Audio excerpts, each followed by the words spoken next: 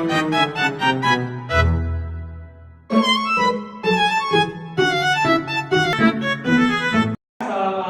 warahmatullahi wabarakatuh.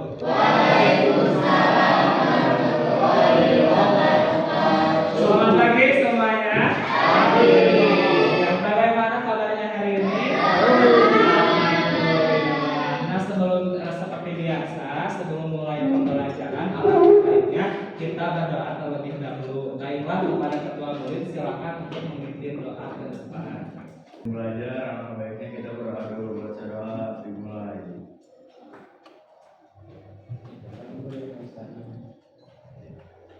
Doa selesai. Seperti biasa, kira-kira hari ini ada yang tidak hadir? Siapa yang tidak hadir? Isan, kenapa? Ya, semoga segala penyakit yang diderita Isan cepat diangkat oleh Allah. Ada lagi? Ada? Alhamdulillah, kalau tidak ada berarti cuma Isan aja ya. Selanjutnya seperti biasa Bapak akan menyampaikan tujuan pembelajaran kali ini. Nah, pada pembelajaran kali ini kalian diharapkan dapat menganalisis unsur kebahasaan yang terdapat dalam sebuah teks prosedur. Nah, sebelum ke materi kaidah kebahasaan teks prosedur, kita ulas terlebih dahulu apa itu teks prosedur. Kira-kira ada yang masih ingat teks prosedur itu apa? Boleh, silakan. Iya, baik. Teks prosedur itu adalah sebuah teks yang berisi mengenai langkah-langkah atau tata cara untuk melakukan sesuatu. Baru tepuk tangan. Nah, selanjutnya teks prosedur itu tujuannya dibuat untuk apa? Kira-kira ada yang masih ingat di sini? Untuk memberikan petunjuk dalam menyelesaikan sesuatu. Jadi dengan adanya teks prosedur kita dapat melakukan sesuatu dengan mudah. Selanjutnya ciri-ciri teks prosedur itu apa saja? Mengandung kata kerja aktif. Yang kedua, bersifat universal. Yang ketiga, yang mengandung urutan kegiatan. Selanjutnya, terdapat kata keterangan atau dalam bahasa Inggris disebut dengan adverbial. Selanjutnya, menggunakan kalimat perintah atau apa dalam bahasa Indonesia kalimat imperatif. Selanjutnya, menggunakan konjungsi alias kata satu. Nah, itu untuk ciri-ciri sebuah teks prosedur. Nah, kalau teks prosedur itu terdiri dari apa saja? Yang pertama ada tujuan, kedua material, selanjutnya langkah-langkah. Nah, alhamdulillah kalian masih mengingat materi mengenai teks prosedur. Nah, sekarang kita akan membahas mengenai kaidah kebahasaan dalam sebuah teks prosedur. Adanya kaidah kebahasaan itu adalah sebuah aturan kebahasaan yang terdapat dalam sebuah teks prosedur. Biasanya kaidah kebahasaan ini sangat erat kaitannya dengan penulisan teks. Nah, dalam konteks ini kan teks prosedur. Nah, untuk kaidah kebahasaan teks prosedur yang pertama itu terdiri dari kalimat. Apa itu kalimat? Gabungan dari kata-kata itu disebut dengan kalimat. Adapun gabungan dari kalimat disebut dengan paragraf. Nah, kalimat dalam sebuah teks prosedur itu ada tiga. Yang pertama ada yang disebut dengan kalimat imperatif. Apa itu kalimat imperatif?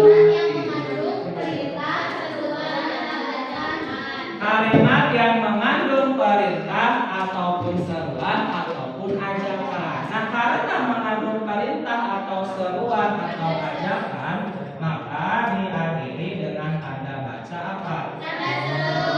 Tanda seru. Selanjutnya ada juga kalimat deklaratif. Kalau deklaratif itu kalimat yang seperti apa? Yang mengandung penjelasan. Nah, karena mengandung sebuah penjelasan, maka sebuah kalimat deklaratif itu diakhiri dengan tanda baca titik.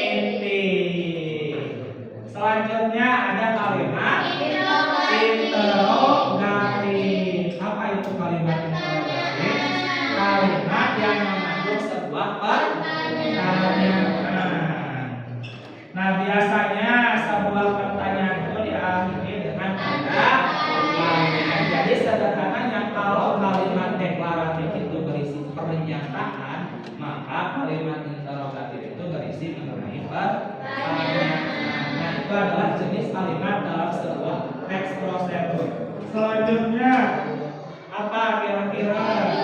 Konjungsi. Nah, sebagaimana ciri-ciri teks prosedur itu terdapat konjungsi, maka dalam kaidah kebahasaannya juga konjungsi itu ada. Konjungsi itu biasa disebut dengan kata penghubung. Nah, konjungsi itu banyak sekali jenisnya. Nah, kira-kira yang terdapat dalam sebuah teks prosedur itu apa konjungsi jenisnya? Konjungsi persyaratan dan konjungsi temporer. Kira-kira di sini ada yang menjelaskan konjungsi persyaratan itu? Boleh silakan. Yang menyatakan adanya syarat. Boleh tepuk tangan dulu. Nah, sesuai namanya ya, kalau konjungsi persyaratan pasti terdapat yang namanya syarat. Apa itu syaratnya? Biasa terkait dengan apa? Contohnya jika, apalagi, kalau, apabila, tetapi, seandainya, asalkan, dan lain sebagainya. Nah, itu adalah kata konjungsi yang mengandung adanya sebuah syarat. Selanjutnya ada konjungsi apa? Temporal. Nah, berbicara mengenai namanya tempo itu artinya apa? Waktu. Berarti konjungsi temporal itu konjungsi yang menandai adanya waktu. Contohnya apa kira-kira? Sampai, kemudian, apalagi? Setelahnya, setelah itu, sesudahnya, dan lain sebagainya. Itu adalah contoh daripada konjungsi temporal alias konjungsi yang menandai adanya urutan waktu. Selanjutnya apa kira-kira? Numeralia. Apa itu numeralia? Kata bilangan contohnya seperti apa? Pertama, kedua, ketiga, dan nah itu adalah numeralia. Nah, numeralia dalam sebuah teks prosedur itu dibagi menjadi dua.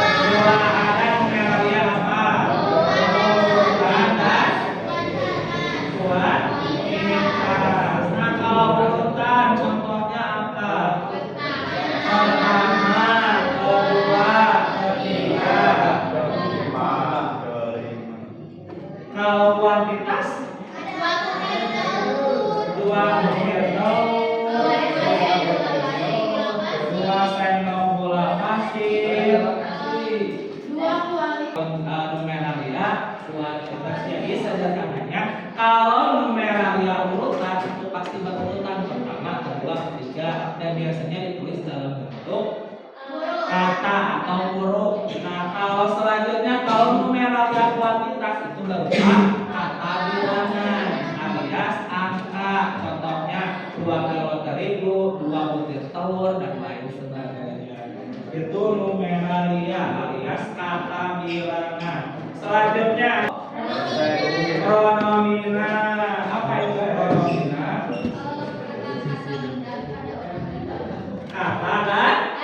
Kata ganti untuk orang atau benda. Nah, kata ganti untuk orang atau benda contohnya apa? Ini dan itu untuk benda. Kalau kata ganti untuk orang apa? Dia atau beliau.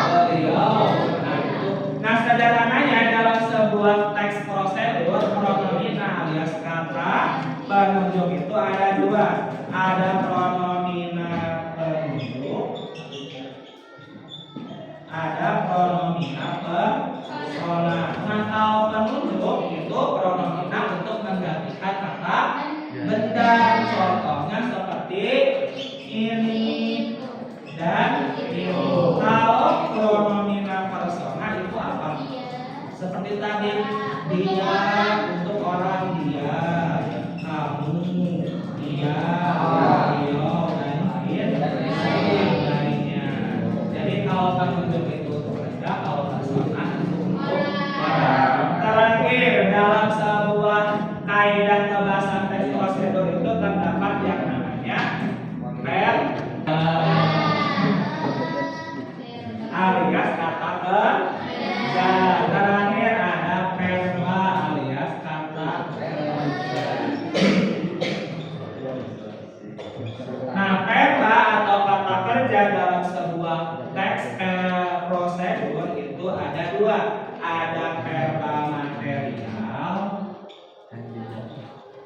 ada verba tingkah laku.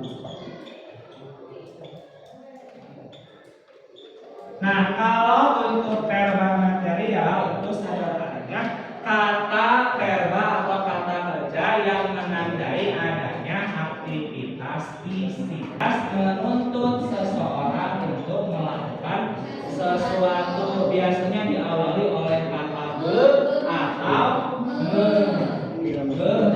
Contohnya menggoreng, menulis, bermain, memasak, berjemur, berlari. Nah, itu disebut dengan kata verba material. Selanjutnya ada verba tingkah laku. Nah, kalau material itu dapat dilihat secara kasat mata, maka tingkah laku itu adalah kata verba atau kata kerja yang tidak bisa dilihat oleh kasat mata. Contohnya apa yang tidak bisa dilihat tapi dilakukan? Contohnya memahami, mencintai, menyayangi, mengasihi. Itu adalah verba tingkah laku. Nah, verba tingkah laku ini sederhananya verba yang tidak terlihat namun bisa dirasakan alias dilakukan. Nah, itu adalah kaidah kebahasaan dalam sebuah teks prosedur. Yang pertama terdapat yang namanya kalimat. Nah, kalimat dalam sebuah teks prosedur itu ada tiga.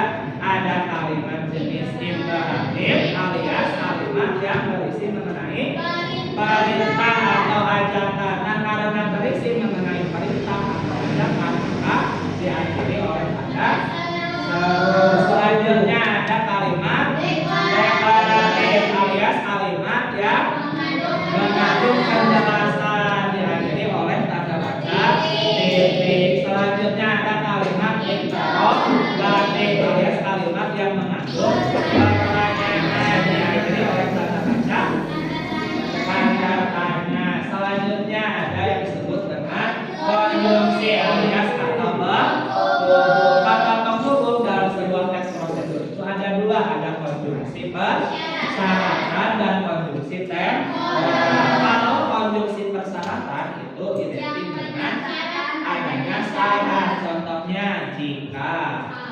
kalau, apabila, tetapi dan lain sebagainya.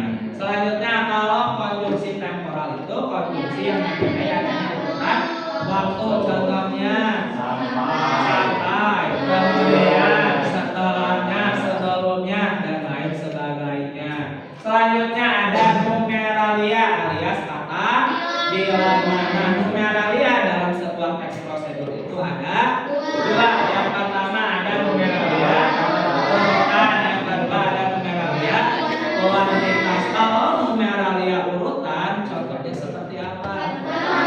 Pertama, kedua, ketiga, keempat dan sebagainya. Kalau numeralia kuantitas contohnya dan lain sebagainya. Terus selanjutnya ada pronomina alias kata ganti orang atau dan kata ganti benda dalam sebuah teks prosedur itu contohnya seperti apa? Ini dan itu biasa disebut dengan pronomina penunjuk. Nah, kalau pronomina persona itu kebalikannya kata ganti untuk orang. Contohnya dia, kamu, dan lain sebagainya. Terakhir dalam sebuah teks prosedur itu ada yang disebut dengan verba alias kata kerja. Nah, verba dalam sebuah teks prosedur ada dua, ada verba material dan verba tingkah laku. Kalau verba material itu verba yang seperti apa? Fisik biasanya diawali oleh hubungan dan contohnya ada verba tingkah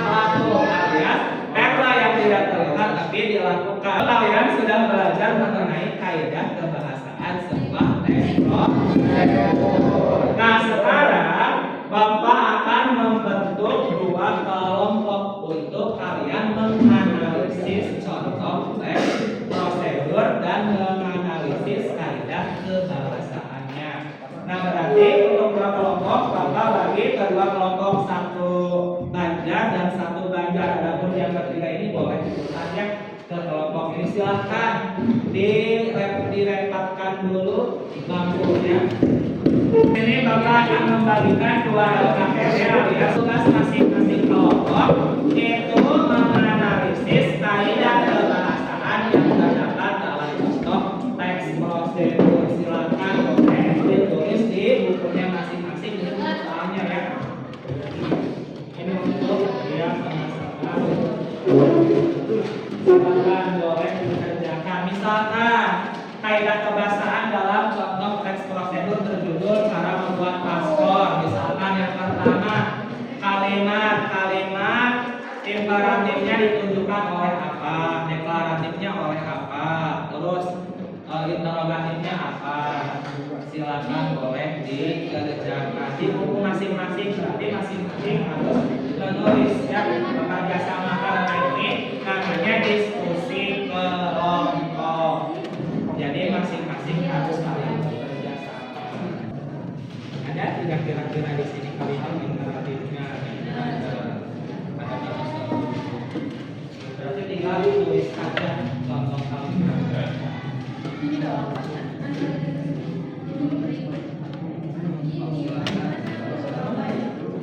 Boleh.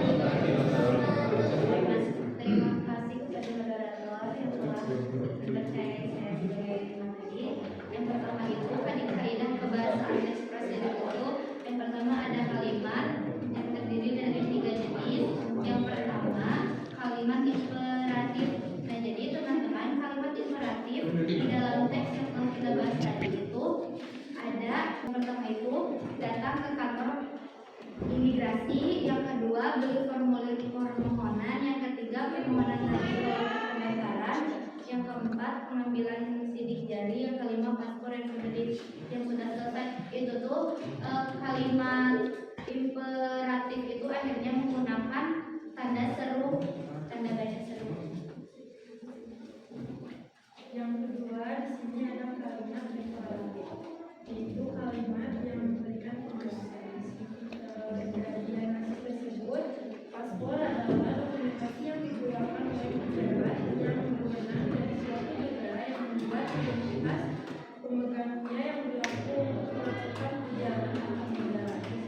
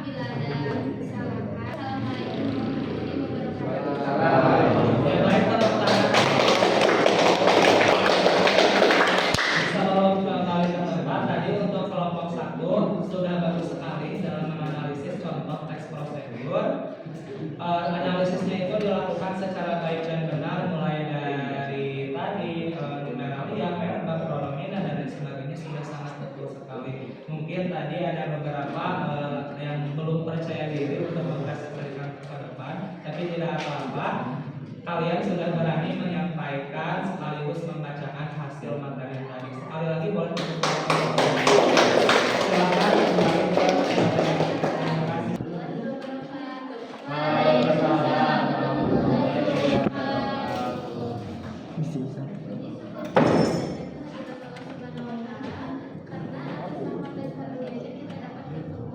Pada hari ini dalam keadaan sehat. Perkenalkan, kami dari kelompok 2 yang terdiri dari saya Mailani Putri, ada Mausya, Putri Abidin, Sylvia Nisa, pada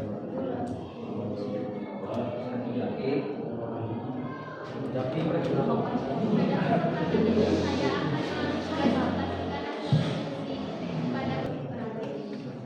Silakan dikertas kelompok keterampilan dan dapat mengoperasikan dan kedua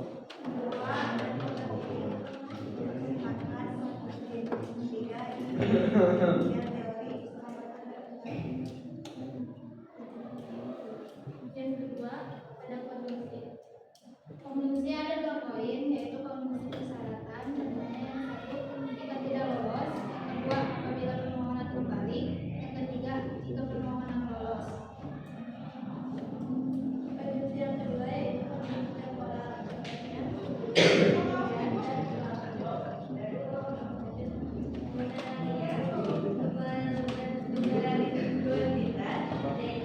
Contohnya 17 tahun, 14 hari, dan 30 hari.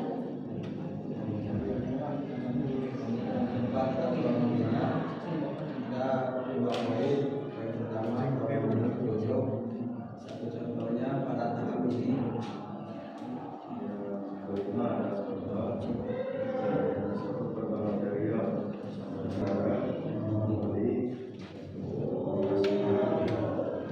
Demikian presentasi dari kami. Terima kasih atas teman-teman yang sudah mendengarkan.